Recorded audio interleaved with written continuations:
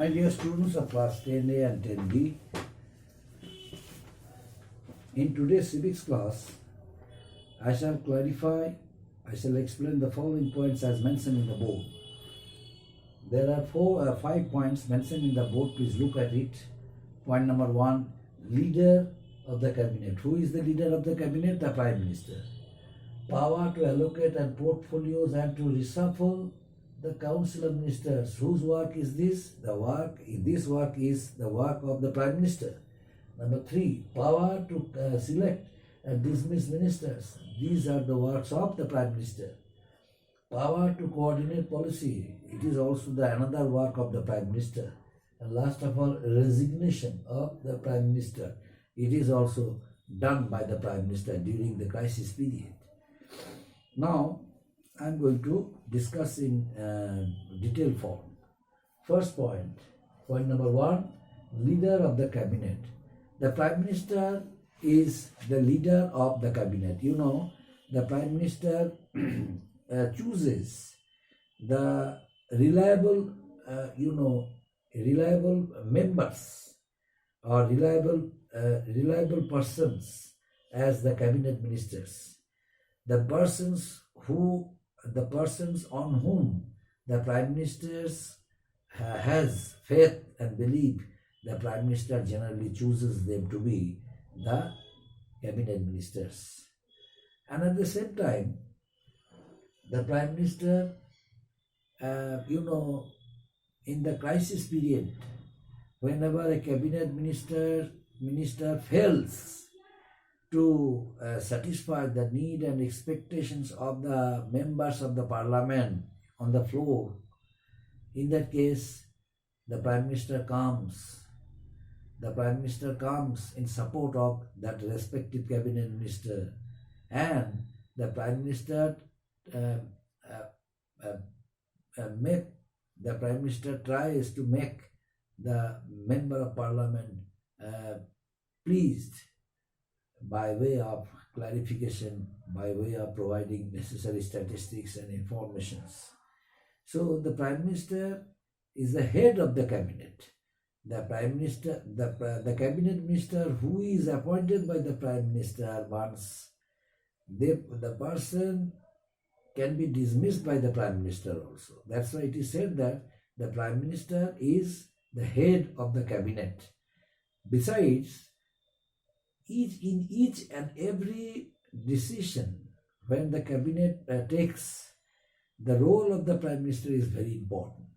The Prime Minister discusses the whole things with the cabinet ministers before taking any decision. That's why the cabinet ministers like defense, external affairs, railways, finance, home, these cabinet ministers are supposed to discuss the whole things regarding framing their policies with the Prime Minister, and whenever Prime Minister gets satisfied with their policies, in that case the Prime Minister gives his consent, and then finally the policy has been policies are adopted. The policies are framed by the cabinet ministers.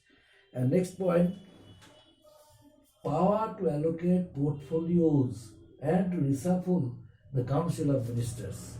Power to allocate the portfolios and to reshuffle the council of ministers. That means the Prime Minister, who allocates departments of his portfolios to the ministers, he can reshuffle his council of ministers whenever he pleases. As I mentioned earlier, that Prime Minister chooses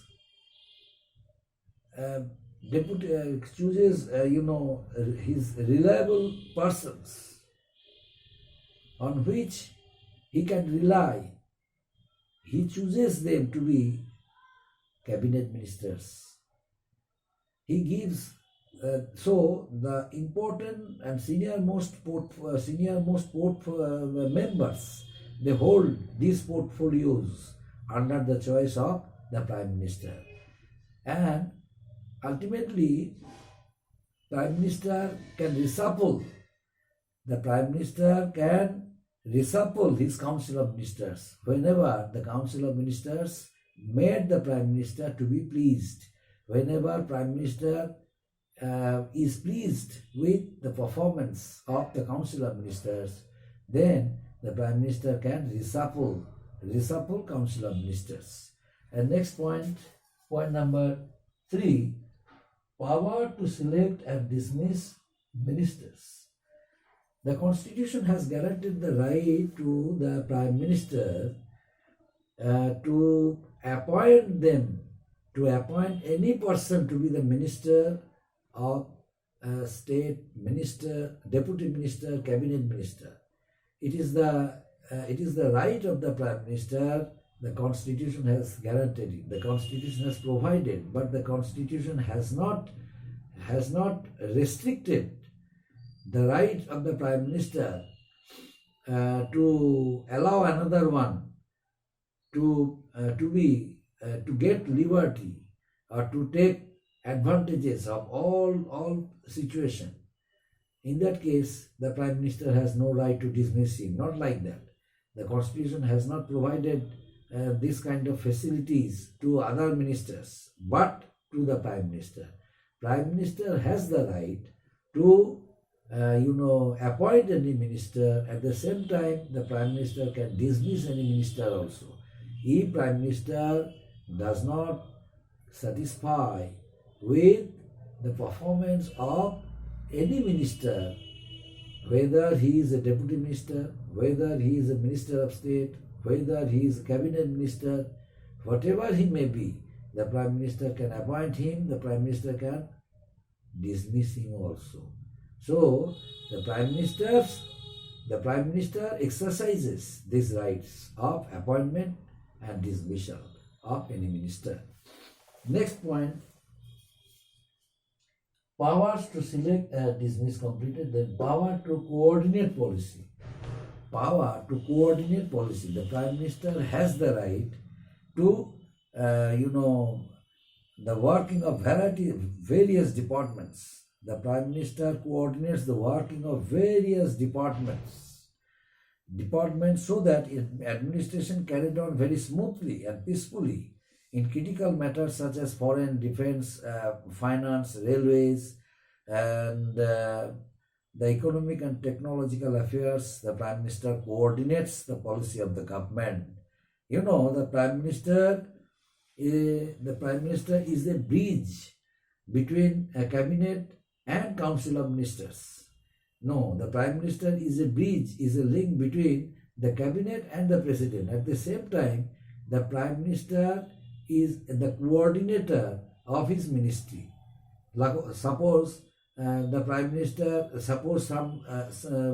some cabinet ministers, they are going to make the people more and more attractive towards their policies. The welfare works, whatever they are going to make, they in order to make their government government popular among the people, the cabinet minister and other ministers are encouraged by the Prime Minister. The Prime Minister, in that case, coordinates the offices of different ministers so that the ministers can work independently, and the ministers are encouraged by the Prime Minister so that the Prime Minister, the other ministers can set up a reputation of his government where the Prime Minister is the head. In that case, the Prime Minister coordinates the offices of different ministries so that the administration can run very smoothly and peacefully. And apart from this, the Prime Minister, in order to make various policies like technological, economic, defense, and foreign, the Prime Minister plays an important role. Advises the deputy minister, advises the cabinet ministers to be more and more careful while framing policies of development in the field of technology, in the field of industry, in the field of economy, in the field of defense, in the field of railways, foreign affairs. The Prime Minister advises them to be very careful while framing the policies for the all-round development of the country. Then next one, resignation of the Prime Minister. Resignation of the Prime Minister. The Prime Minister resignations means, the Prime Minister's resignation means resignation of the whole ministry.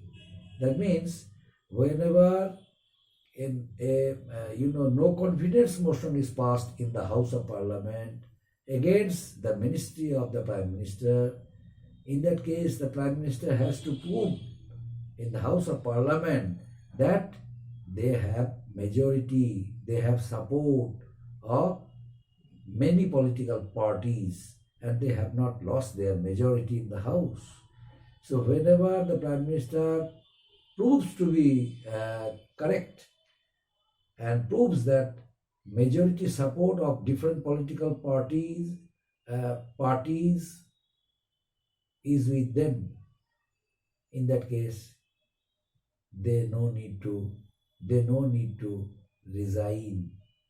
But whenever Prime Minister fails to prove that they have majority support of different political parties, in that case Prime Minister has to resign. And whenever Prime Minister resigns, the whole ministry is supposed to resign. So this is the system, my dear student, of the Constitution of India, and the policy making of the government by the Prime Minister. Prime Minister plays an important role, while the other ministers like defense, cabinet ministers, council of ministers means cabinet ministers, ministers of state, and deputy ministers. Whenever they frame policies, whenever they tries to take various policies for the all-round development of the country, Prime Minister plays an important role. Prime Minister coordinates the departments of various ministers, and Prime Minister is instructed by different ministers regarding their policies, regarding their regarding their programs, regarding their activities, and in that case they tries to get Prime Minister satisfied with their performance, so that the Prime Minister can reshuffle on being pleased with the performance of different ministers. Up to this, my dear students, thank you. Next day the remaining points will be discussed and clarified.